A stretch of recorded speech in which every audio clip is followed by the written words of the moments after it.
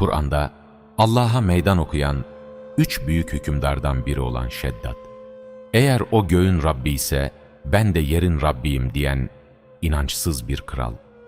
Kibirli, zalim ve Allah'a karşı koyan bu hükümdar, 700 yılda elmas ve yakutlarla süslediği sahte cennet İram'ı inşa etti. Şeddat, İbrahim aleyhisselamdan yüzyıllar önce Ad kavminin hükümdarıydı. Ad kavmi, Allah tarafından uzun boy, güç, zenginlik ve bollukla donatılmıştı. Toprakları verimli, insanları güçlü ve uzun ömürlüydü. Şöhretleri her yere yayılmıştı. Şeddat, Ad kavminin torunlarından Hazreti Nuh'un soyundandır. Şeddat azgınlaştı, kibirlendi ve Allah'ı inkar etti. Dünyada bizden güçlü kim var dedi. Zalim ve acımasız bir kral haline geldi. Allah Ad kavmine Hazreti Hud'u gönderdi. Hazreti Hud, kavmine Allah'ın mesajını ilettiğinde Ad kavmi inkarcıları onu yalancı saydı. Hazreti Hud dedi ki, "Ey kavmim, ben deli değilim, Allah tarafından gönderilmiş bir peygamberim. Size Rabbimin mesajını iletmekle görevlendirildim." Ama kavim, peygamberin mucizesini görmeden Allah'a şirk koşmaya devam etti. Hazreti Hud, onları doğru yola çağırarak, "Eğer Allah'a kulluk eder, putları bırakır ve bana tabi olursanız, Allah size altlarından ırmaklar akan saraylar verecek," dedi. Şeddad ise, "Ben de kendi cennetimi yapacağım," dedi. Böylece 100.000 kişilik bir işçi ordusu kurdu, dünyanın tüm değerli madenlerini toplattı. Şehir tuğlaları gümüşten, kubbeler yakutlarla kaplıydı. Sahiller incilerle döşendi.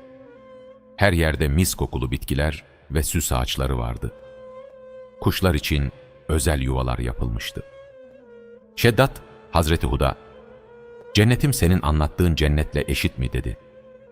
Ama kibri yüzünden Allah korkusunu unutmuştu. Şeddad'ın amacı tüm insanları boyun eğdirmek, kendisini tapılacak bir tanrı olarak kabul ettirmekti.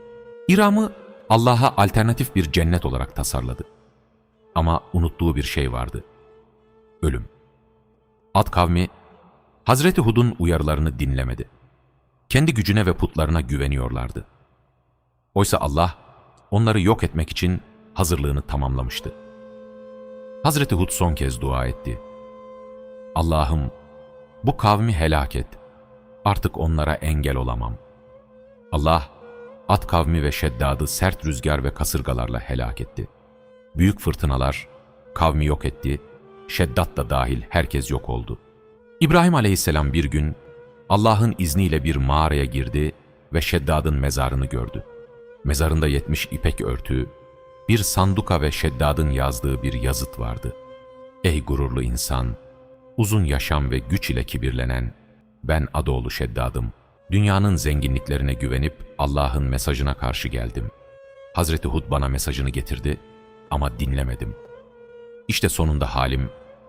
Siz de benim hatamdan ders alın." Ad kavmi ve Şeddad, Allah'ın lanetiyle 7 ile 8 gün içinde yok oldu.